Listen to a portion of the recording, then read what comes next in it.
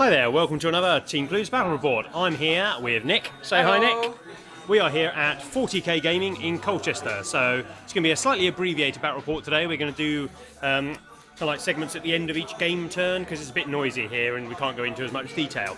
But the first question you're probably asking is, why is there a giant tiger in the middle of our battlefield? Well, I'll get to that in a moment. Today's mission Nick and I are playing is an alteration to one of our favourites. We are playing Monster Clash today. You may have seen us play Monster Hunter before, but this is a slightly different version of that. So in this mission, we have basically got to kill 4 monsters with our 2 armies. So there is a T-Rex. A T-Rex ridden by a Saurus warrior there. There is a giant spider here. There's an absolutely massive, it's not a tiger, it's a gargantuan striped beast there. Tiger! And over here there is a Triceratops. They all have lots of special rules that we've written. They're basically big hard monsters. The striped beast being by far the most powerful of them. But in general they have lots of wounds, lots of attacks, good armor saves, and more or less all of them have fearless, and they also have it will not die and feel no pain, and they generally have some type of armor save as well. Things like the tiger, for instance, has toughness 8 wounds, and those other powers I mentioned also. So, the way the game works is, we have to score victory points from various things. If I just quickly go through how we score victory points. Whenever one of the monsters dies, we leave its corpse on the table, and that corpse becomes an objective. At the end of any of your turns, and you control the corpse, you gain a victory point. Kind of like a Maelstrom objective, you gain it at the end of your turn. At the end of your turn, you can also score points for wounding any of the monsters. So you score 1 victory point for each of the monsters you have scored a wound on that turn. So you can get a maximum of 4 out of that if you're silly enough to try and wound all 4 monsters. Next one up is kind of like a victory point for stopping the other player from killing the monsters. You gain a victory point if you manage to wipe out an enemy unit that at the start of your turn had at least 1 model within 9 inches of a monster. So to represent you taking out their units that are attempting to take out the monsters you're going for. You can only gain 1 VP from that each turn. And lastly, you gain a VP for killing the opponent's warlord. There is no other secondaries used this game, so it's just that. So basically control their corpses and deal wounds to them are 2 major sources. So, how do the monsters move, I hear you ask? What's that I hear? How do the monsters move, Curly? I thought I heard somebody ask that. So basically they have a little flow diagram of how they move. At the start of the close combat phase, the monsters get to move. The first thing they do is they move towards the closest unit that dealt them damage that turn. So if you wound a monster, it's going to come and hunt you down. They each move 6 inches, so they don't move particularly fast. If nobody dealt them damage that turn, then they move d6 inches in a random direction. After they finish their movement, they then will assault the nearest enemy model, an enemy is from both of our armies, that is within 12 inches. They will attempt to assault them, and once they get into assault, they'll beat the crap out of them because they're giant monsters.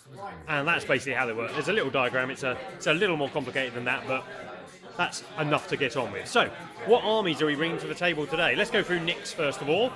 We set up the armies on the table, so we'll go over and Nick will go through his army. I'll pass you the camera, Nick. Yeah. Take the camera from you, cheers. I have brought along the Orks, so my first actual outing with the Orks using the Codex. My last game was the, I can't remember what we called it. What do we call it?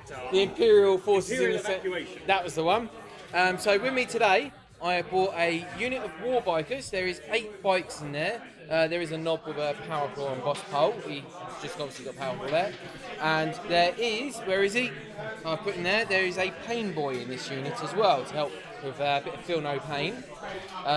We've got quite a lot of vehicles, and we'll show you what's in them as well. But I'll explain what's in them. This truck here has got 10 tank busters in him, and then we've got another tank here which has got 3 mega knobs in this one.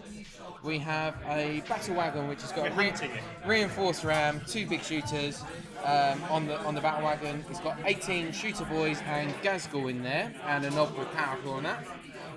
We've taken the flash kits today as well. They're a bit more expensive than the looters, but I fancy trying them out instead. And we've got 2 trucks there. Both have got 12 Ork boys in them, but with the heavy armour and obviously knob, power claw, boss pole. And those 2 trucks have also got the boarding planks.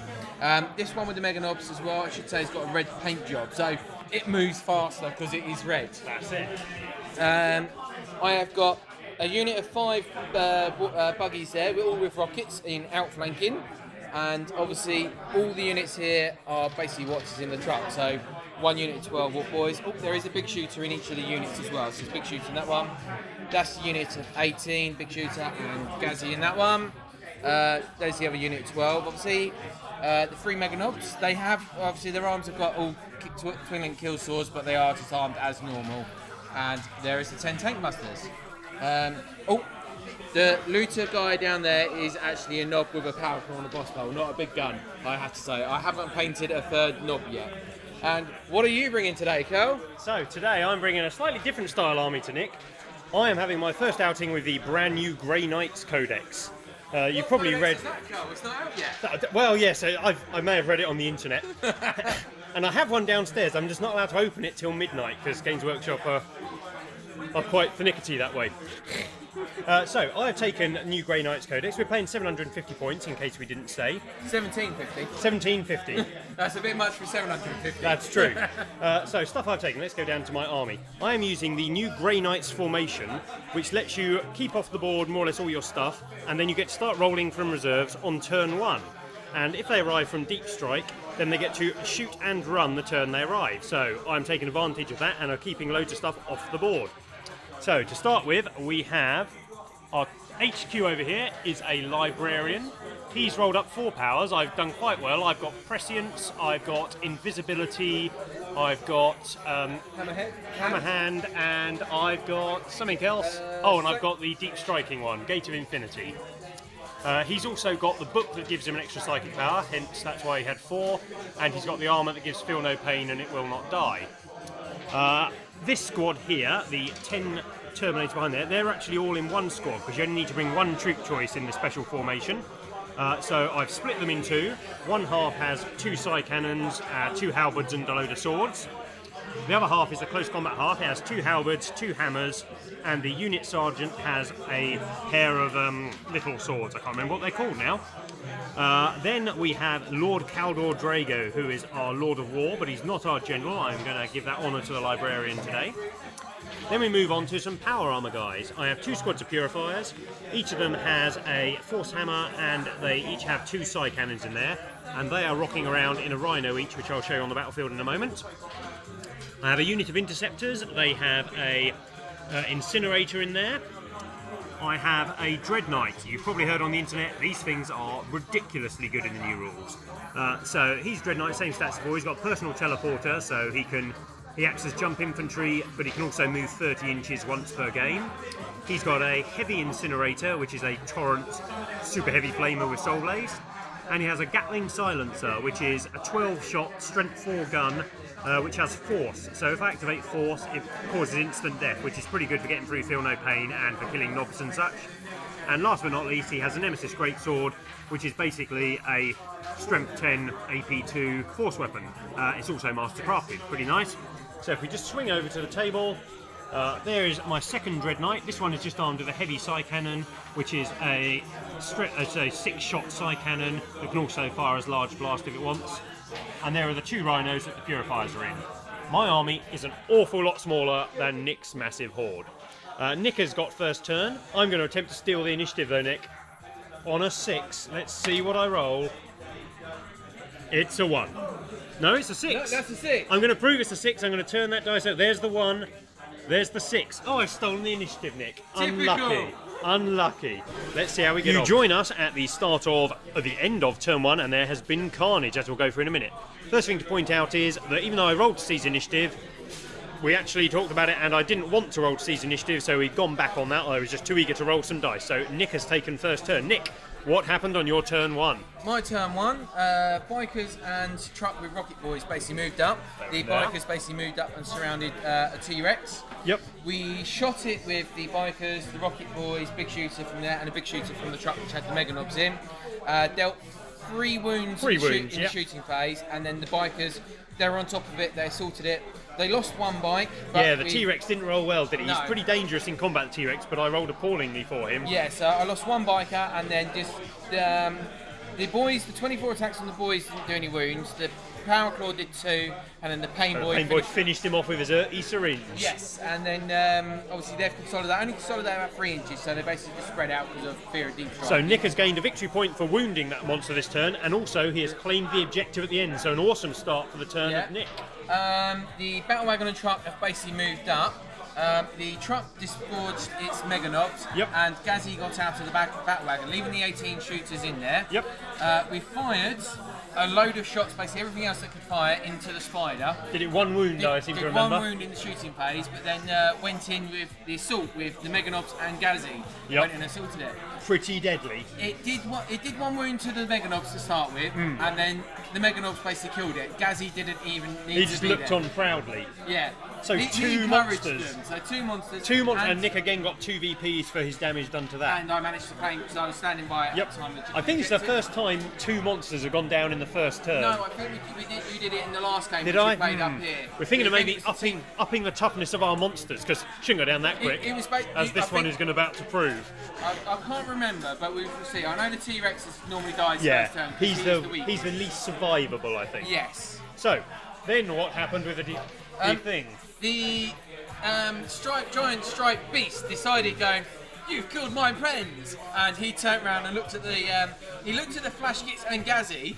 And yes, because it moved randomly from here over to here, and it was 6 inches away from both Gazzy's squad and the Flash Gits. He was a bit scared of Gazzy, so he charged the Flash Gits, which couldn't hurt it, and he mulched them on the end of your turn. He mulched them, so he did. Yes, it took 2 turns because the Flash Gits rolled a 1 on their mob rule table and didn't run away from a giant monster. Mistake made. He then ate them. I say mistake made, but also good because it could have charged Battle Wagon Truck. It could have, if it moved anywhere near here. Chris is ringing me. Hold on a moment. I'll ignore Chris. Sorry, Chris. Right, and then that was basically it for my turn. That it was. So then we move on to my turn. So I'd taken the Grey Knight Nemesis Strike detachment, which means that I can keep my army in reserve and bring it all in turn 1. Now, usually if taking this formation, I'd highly recommend taking a comms relay so you can re-roll these. I started off really well. I got in my big shooty Dread Knight, who has arrived back there. He gets to run after he deep strikes in, so he's positioned himself quite nicely. So that's over there. And I brought in my interceptors. I decided to try and get some wounds on the Triceratops to gain me some victory points. So I came on over here, shot at the Triceratops, but failed to do it any wounds. Because these can take a once a game 30-inch move. They're in a good hidden position from the Orks, and they can spring out and go wherever I want. What I didn't get, Drago and his Terminators, my Librarian and his Terminators. That's really bad for me. That's well over half my army is not on the board at this point. And Nick is gaining victory points like there's no tomorrow. So this guy'd come in over here, and I decided to try and grab some victory points by killing a unit that's nearby to a beast. I went for a truck. I put my flame template down, it touched both trucks, and because of the new 7th edition rules, I get to cook the units inside the truck. So I killed 5 boys inside there, 1 boy inside there, and soul blazed them both. And I then managed to deal 2 hull points, 1 on each of the trucks with my flamer, and then my Gatling silencer has 12 shots, but it's only strength 4, and I failed to put any more wounds onto the truck. So no victory points for me this turn, so Nick is 4-0 up at the end of turn 1. At the end of turn, the Soul Blaze has come off of this truck, but it did the most damage. And this one, the Soul Blaze is still on it, killed 1 more. So that unit's only missing 2 of its boys now. Yep, that's it. So that's the end of that turn, and I better phone Chris back to see what he wanted. You join us for turn 2, and you can see the fact that the giant striped beast is still on the table, that there's still a fight going on. So, Nick, first of all, your turn. Let's go through what happened. Started badly. I immobilised my truck my empty one, whilst trying to come around. Yes, your bikes are all in the way, and you wanted that truck to go over here and get there, so it had to go round the back, and it immobilised going through the woods, which wasn't the best of starts. No, so the Rocket Boys, Tank Busters, I should say, their truck has come up, and so they're on that objective, and they're within 24 inches of the beast, weren't they? Yes, so we basically shot at that. The bikers, they basically moved up to score the spider objective. Yep, and they went flat out, didn't they? So they'd get a bigger cover save. Yeah, and the trucks, one has basically moved up a bit further there, and the other one moved extra going around to there. Yeah, they went flat out. Yeah, and my... These guys were the star of the show, I think, weren't they? Yes, obviously the battle wagon, it moved up the extra, and I could see the squad of 5 Marines which were standing over That's there. it, you were hitting on 6s because you moved 12, and I think you only put 5 wounds on me, didn't you? I put 5 wounds onto you. What, enough to kill every model? I rolled 5 dice, killed 4 of my 3+ save Space Marines. That was pretty bad. Yeah. My bikes actually buggies come on at the back as well. Yeah, so buggies over here. They shot at one of the rhinos, but did actually nothing to it, did they? No, they did. They put a hull point and stopped it from firing that round. Oh yeah, they snap fired into there, didn't they? Yep. So No, that was that one in fact. Because it could still move, so it moved forward and snap fired into that one on my turn. So that's fine. Yeah, they basically. And what did the big boss do? I think that's the only thing left. Yeah, Gazzy, we called out Warg for the turn, because just to help make sure Gazzy got into combat. He got in. Nothing to do with the 2-up invulnerable save it gives him. No, nothing to do with that at all. I'm not worried about that. He went into the boss, and we actually dealt it the 4 wounds on my turn. Yeah, Gazzy was a boss during your turn. Yeah, so he just basically ripped through him. What did he do on my turn? We'll find out in a minute. Yeah, then it went to. That was it for my turn, wasn't it? Yeah. So my turn started off badly. You'll see that 500 points of Drago and Terminators are still off the table. First time playing with this formation that allows you to roll first turn, you really have to bring a comms relay. It's a bit of a bind because the Grey Knights have no other way of reserve manipulating, possibly bringing in an ally that can do it for you, but I really wanted to try pure Grey Knights, but it's not paid off at all. Keeping that unit, which is my strongest unit, off the table for... And Drago can charge turn 4 if he's in range. That's far too long to be off the table. He's never going to earn anywhere near his points back. So, big disappointment there. But the Librarian did come in. So I deep struck in about here, 11 inches away from Nick's truck. I rolled a scatter and landed on Nick's truck, which was pretty bad. We rolled on deep strike mix that table. Nick was chanting 1, 1, 1, 1, 1. Luckily I rolled a 3, meaning Nick got to place me. He put me over here, and we'll come back to that in a second. Then we went on to the rest of the movement phase. I didn't really have much to move. My lone Grey Knight guy there has moved over here and hidden in the woods. At the club we're playing at, you can't shoot through the woods, so he's basically hiding there for the rest of the game, providing a psychic power point. The Dread Knight moved forwards to here, and this Dread Knight moved up, as did this Rhino, moved up flat out, or not flat out, moved up 12 inches so it could snap fire. This one stayed put and poured fire backwards, taking out 3 of the buggies with combined Psy Cannon fire. During the Psychic phase, my Librarian used Gate of Infinity, which had rolled up, to teleport back to the position he originally started in. Unfortunately, because that was such a clutch roll, I had to pass it. I used up I think 5 dice to cast that because I had to cast it.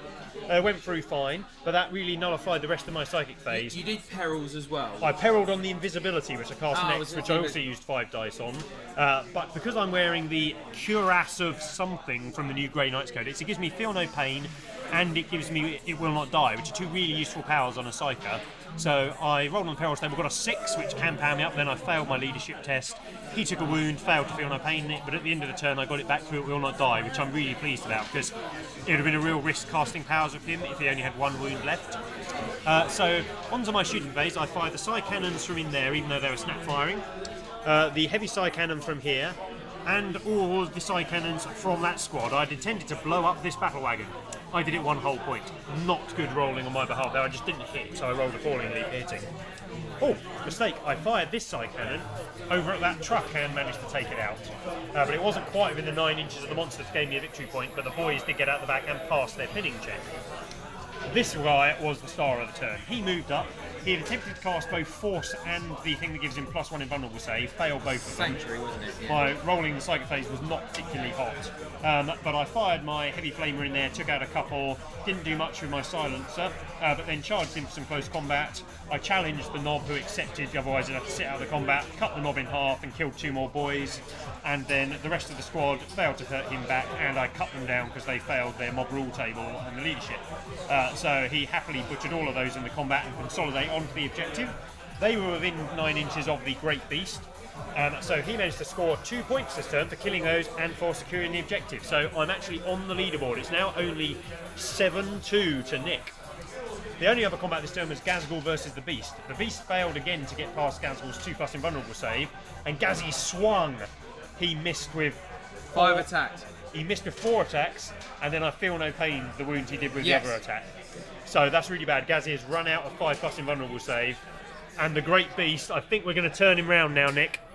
because he needs to turn round and eat Gazgul. Let's see if I don't topple over and crush Nick's model here. Ah, there we go.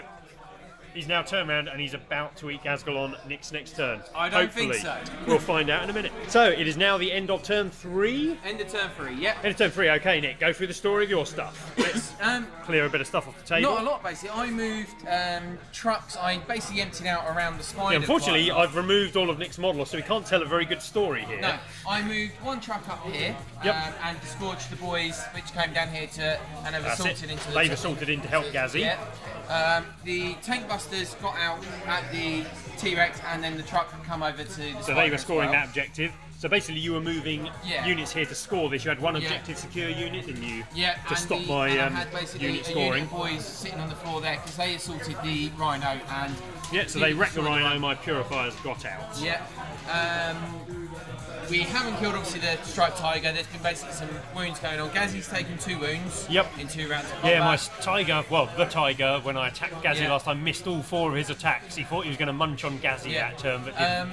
One of the things I did in my turn was my shooter boy shot at the Triceratops. So it dealt a wound, so I got the VP from it and drew it out. And moved it forwards a bit. Yeah, that's all I really wanted. I wanted the VP for obviously scoring a wound. That's it, and I think you shot some random stuff around here at the Dreadnought because he was your only real target that didn't really hurt it. Tank busters and that, so I couldn't really.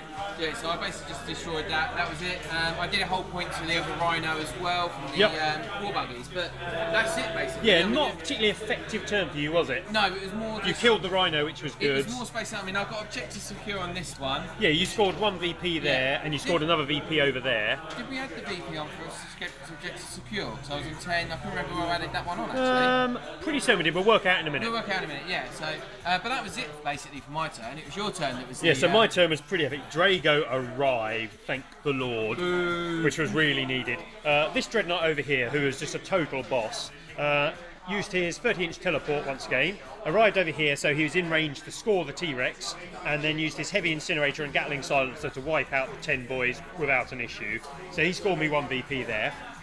Over here, I moved up my second squad of Purifiers, and both of them cast Cleansing Flame out the back of their things. Nick managed to nullify one of them on a nice dispel, but the other one did a right number. I wiped out the squad of boys that destroyed the Rhino. I destroyed the truck over there, which gave me a VP because it was close enough to the large tiger to wipe out. And I did a whole point over here. This Dreadnought then blew up the rest of this one, so I'd removed Nick's scoring from around this, and I was then scoring it, so gained a VP there. Then over here, these guys moved sideways. They had cast both Hammer Hand and Force, just in case, and they decided to shoot up, and they'd intended to shoot up and assault the contents of the battle wagon. Again, my Psy Cannons failed miserably, but my assault did not, so I charged in and wrecked the battle wagon in close combat. So the boys have all got out, but they've passed their pinning check. Drago's squad arrived in the middle here. I cast Force, so when I got engaged with close combat with the beast, I could ignore its feel no pain, and I cast Hammer Hand. We then shot at the beast, trying to draw it out, because if I deal a wound, it automatically moves towards me. I failed to deal it any wounds, but luckily on its random movement, it shuffled a bit, and then because I was the only unit in range, it charged in, and I butchered it before it could strike me. Drago is an utter beast in close combat. He did 4 wounds to it on his own, and then the rest of his squad happily dealt another wound with their psyched up halberds. So I scored a VP for wounding that, and then a VP for scoring it, which was pretty nice. So the scores at the doors, we'll have to quickly double check Nick's, but the scores at the doors at the end of turn 3 appear to be 10-7 to Nick. But I've got a big advantage now in numbers on the board, as I've killed most of Nick's central squads. But he's still got some solid squads left. Gazzy's still alive.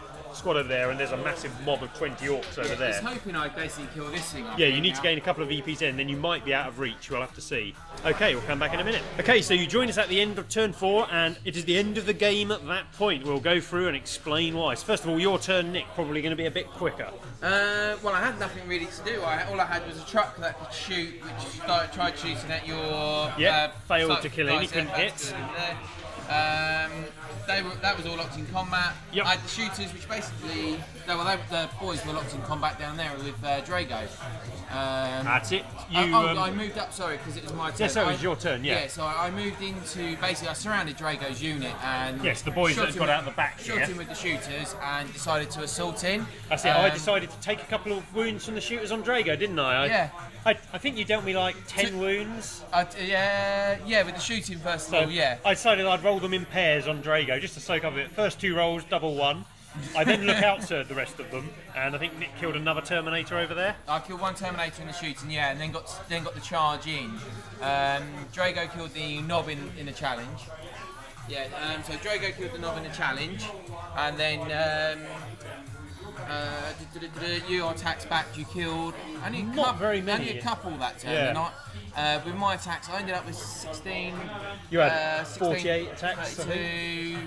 Yeah, 48 attacks. Yeah, about that.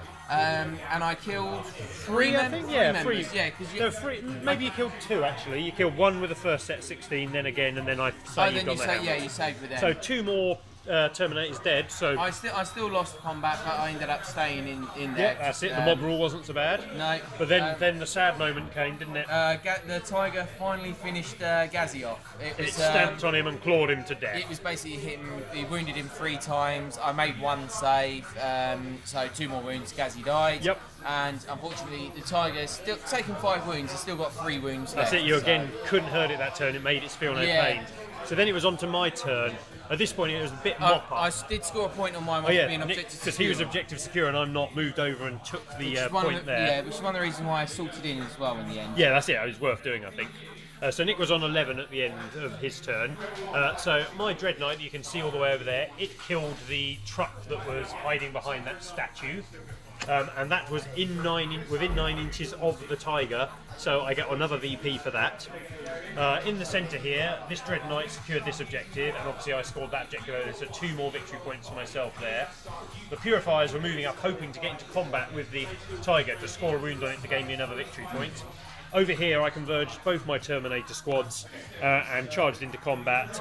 The boys put up a valiant fight and put another wound on Drago for their trouble, but I killed enough of them to make them fail a lead shoot check, and then I butchered them when they tried to run away. So I've secured this for another objective point, meaning at the end of game turn 4, you would be on 12. I would be on 12, Nick would be on 11, and Nick doesn't really have any way of getting more points. I can possibly gain 2 points on my turn if the tiger rolls badly and I do kill the tiger. But then I gain at least 3 and likely more on my next turn, so and Nick can never win. There's only 4 Rock Boys left. Yeah, not going to happen. So we called the game there. So, thoughts on the game, Nick?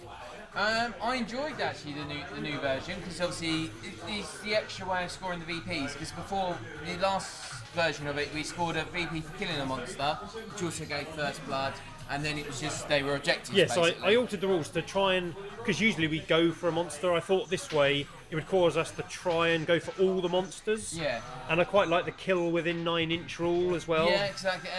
Adds a bit more tactical. Yeah, it adds a bit more for. God, they're going to get close to it. They might get the kill, so that I'll kill them first. Basically, I've tried to make it a bit more 7th edition. They're a bit more Maelstrom-like, the objectives, because they score at the end of player turns. I like, obviously, to say, I mean, I killed the 2 in my turn, luckily. I mean, yeah, I mean, I could have kept Gazzy inside the battle wagon for a bit, but obviously I didn't know. I wanted to make sure I killed the spider rather than being locked in combat. Yeah, that's it. And you rocketed ahead on. I think you were on 6 victory points before I'd scored my first 1. Yeah, something like 6 or 7 victory points. But I mean, it's kind of, in a way, thinking back, maybe if I'd been locked in combat with the spider at the end of the first turn, you couldn't shoot me things, so that might have helped. But Mega Knobs, they killed it on their own, didn't they? You didn't expect them to, but they went straight through it. It was the 2 Terminator squads that was the librarian really. Drago obviously just came in and yes, he killed the final monster in the end. Yeah, the librarian squad put up so much firepower. They could twin link themselves if necessary. They could turn invisible. They had 2 psi cannons, so they could kill whatever they wanted. Purifying psychic power that then ended up finishing everything around there. I think that power was incredibly powerful that turn. But I think that Dread Knight over there, he cleaned house. He killed so much stuff. He was the best thing on the table because obviously he just came in. I couldn't hurt it. I fired a few things at it, but I couldn't hurt it. Obviously, even when obviously the turn out he killed the Warbikers, I was kind of hoping he wouldn't come into them. But okay, we've just got a battery critically low, so we'll have to very quickly go through this last bit. Very good game, enjoyed it. Try it again, just need to get some bigger monsters. Yeah, I really liked having the giant monster on the table. I think he looks awesome. I think you need 2 that are like that, more survival, and 2 that are a bit weaker. I've got a giant horse as an ornament that my grandma left me. Giant thunder horse? I don't know. I think the tiger, the horse, the spider. I'd like a big rhino model if we can find one. I'm sure we could. A few quick thoughts before the battery dies on the Grey Knights, because it's the first time using them. The Purifiers, their power is really good, and I really like they give 2 warp charge dice, but the fact that their side cannon can now only fire 12 inches if they move is a bit of a detriment to them. The Dread Knights, always take them with the personal teleporter. I thought I'd scrimp and save points on this one and not give it to him. Was not worth it. He needed it to move around the table, so always give them those. He didn't do too badly though. I mean, he didn't do bad, but just needed it. As far as the deep strike formation goes, I really like the deep striking in, because I love deep striking anyway, just in general. But I think definitely a way to force the roll, because I was getting really despondent, because I thought I was 7-8 victory points down before I'd even got half my army in. If Draco hadn't come into a turn 4, that could have been. But I think the fact that they had held off actually swung it a bit, because it forced Gazzy to choose to go into the monster, which in the end killed him. Yeah. And if I'd have come in a turn early, he could have assaulted my units, and he's a monster. He could have killed them when he had his 2-up saber. Yeah. So it may have played into my hand slightly, but other than that, really enjoyed the game. Thank you as always, Nick. Yeah. And we shall play again next time with more giant monsters. If you know we can buy some, or feel free to send us any. Let's fire it out there. We're going to look for a Thundercats model, aren't we? What's he called? I know, we're going to look for Battle Cat from He-Man. Battle Cat from He-Man. That's what we're going to go Thunder for. Tank for Thundercats. That would also be cool. Tune in next time and see what we have managed to acquire.